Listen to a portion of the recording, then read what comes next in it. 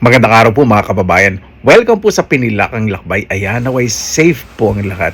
Makulimlim, siguradong mamaya ay uulan. Samahan po ninyo ako sa aking hapunan. Pero bibisitahin ko po muna yung pinsan ko po na nagtitinda po ng street food. Namimiss daw po ako at yung mga nangangamusta po sa kanya. Samahan po ninyo ako sa mukbang po. Pwede nyo na pong paki-fast forward. O, di ba?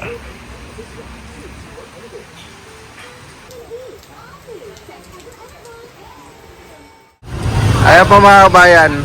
Ito na po sa pinsan ko. Oy, entertainin mo ako. Bibili ko. Oy! Hindi mo ako na-entertain. Kaya sa mga nagtatanong po, nandito po ngayon sa pinsan ko po si Ellen. Kasi sa mga nagtatanong, bisita ko po daw yung pinsan ko na nagtitinda ng street food. Mayaman na po yan. Ellen. Hi! Yan. Good evening or good morning sa inyo. Magpapakita sa camera. 28 years nang nagtitinda dito 28 years? Oo! 1997. Kaya na niya, 28 years na po yung nagtitinda. 1997 since 1997. Ano na po yung branches na po niya, mga 8. Pero ito yung... Branches, isa lang! Ha? Isa lang! Humble po yan, ayun niya lang sabihin. Secret po yun. Joe, baka maniwala yun. Doon ko simpleng tao lang ako. Simpleng tao lang. At saka ngayon, kung kailang tapos na, kung kailang magliligpit, saka ako inahan ni Job. Siyempre, alam ko yung Alaberde, yung libreng sa malamig. O, di ba? Ibig sabihin po ng Alaberde, pagpa-close na po, yung sa malamig na titira yun. Libre. Tama. Kumusta mo yung mga nangangamusta sa'yo? Kumusta na kayo dyan? Saan ba yun? Sa, Yung mga ibang nanonood, tinatanong ka. sa mga viewers ni Job ang tawag sa'yo. Pinilangang lakbay. Ah, Benson. Benson, Yeah. kumusta na kayo dyan? Sana okay kayo at saka ika nga dasal lang para lagi tayong binibigyan ng lakas, ng kalakasan ni Lord para sa araw-araw magampanan natin yung mga pang-araw-araw nating activity o mga gawain. Kaya ang ano ko lang talagang kapit lang tayo sa kanya kasi talagang hindi maiwasan yung mga pagsubok sa buhay. Pero magpakatatag lang talaga. May awa ang Diyos na makakaya natin. Hindi binibigay ni Lord yung hindi makakaya natin. Kaya tayo, makakaya natin yung mga pagsubok na binibigay sa atin. Amen. Oh, may bibili yata. Ano?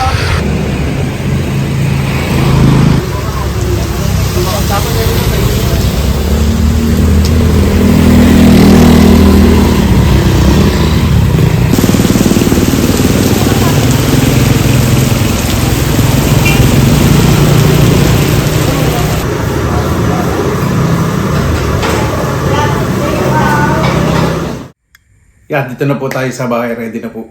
Bumili po ako ng bulalo at chowpan. Crispy yan. Kaya na po tayo.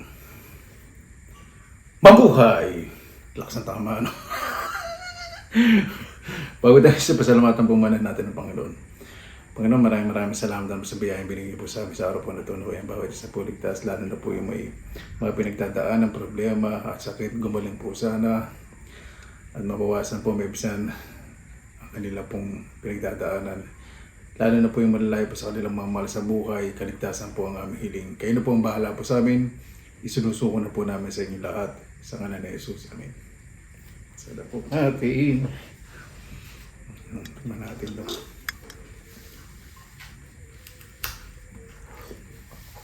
Sabi ng balalo ang lasa.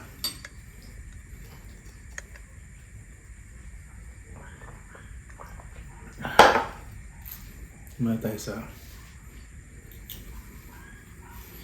liempo. Chowpan. Tsara tinidor po ngayon. Medyo tinatamad po magsalin sa pinggan kasi maganda yung presentation. Maganda yung pagkakalagay sa styro.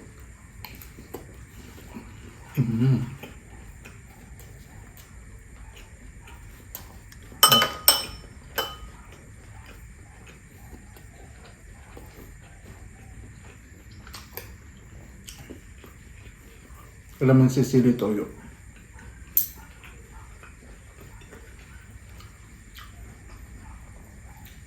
Parang hilaw yung gulay na nilagay ah. Ay, hilaw nga. Pag bitsuelas dapat talaga yun. Ang pagkaka-blanch nila eh, hindi dapat hilaw.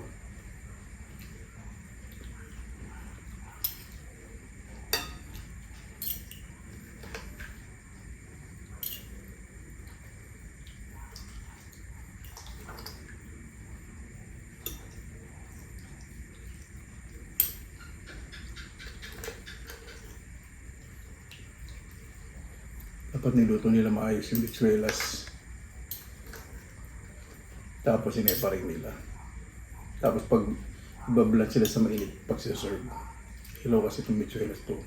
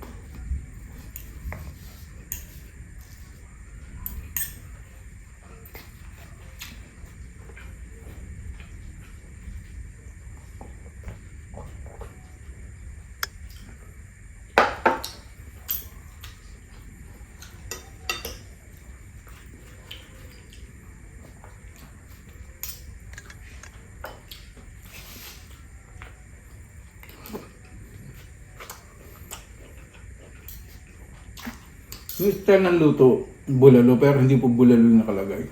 Laman ng baka, parang nilaga siya na style bulalo ng pagkakaluto.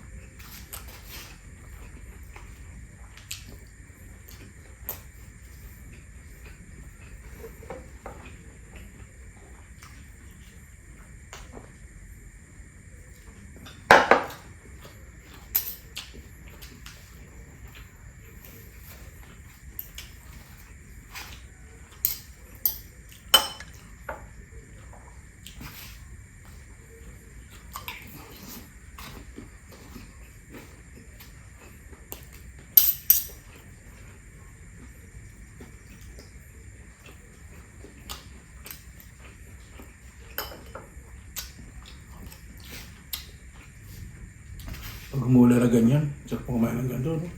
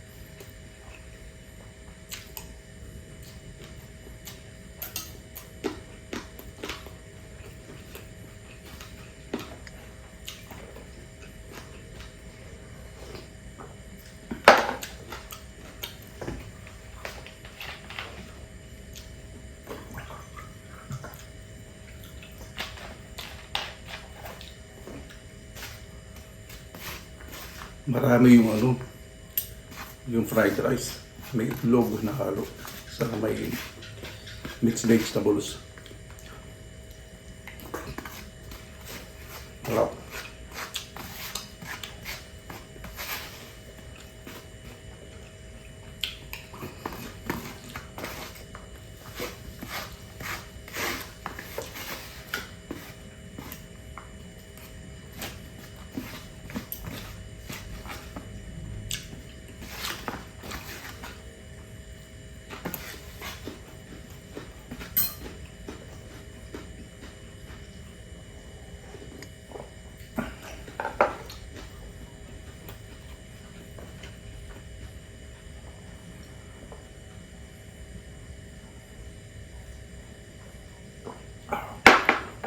Yung portion nila ng Japan yung fried rice.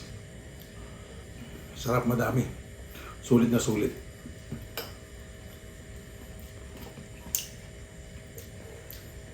Itong bulalo nila, malambot naman yung baka, kahit hindi bulalo yung nakalagay. Yung bitsuelas, hilaw. Yung gulay, hilaw. Kaya medyo ingat ako siyempre. Lalo ng bitsuelas. Yung bitsuelas po talaga dapat iluluto po ng mabuti.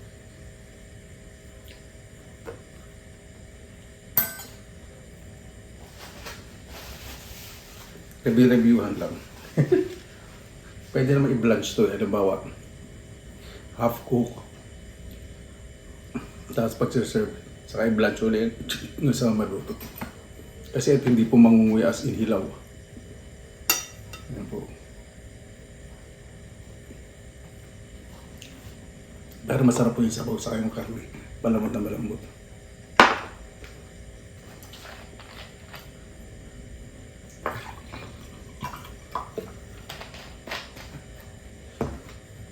Saka pag mag-blanch dapat yung sabaw, yung kulong-kulo. Yung itataw-taw nyo yung gulay.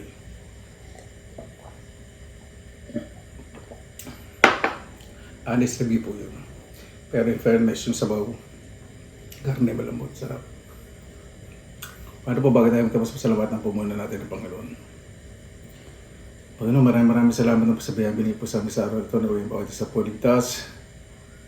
Naway bawat isa po mas maging mapagkumbaba, mahal din po ang pamilya dahil sa huli po yun po talagang ang kakampi po ninyo. Ang kakampi namin kahit anong yala na ng mga magulang. Naway bawat isa po magkaroon po ng mabuting puso at isipan. Napakasarap mo kumidila sa walang iniwasan. Kaya na po bahala po sa amin, isinusuko na po naman sa inyo lahat sa ngalan ni Jesus. Amen. Paano po? Maraming salamat na po sa inyong oras na ila sa pinilangan lakbay. Basta lagi po tayong positive vibes, good vibes. God bless. Ingat po lagi mga araw. Laban lang!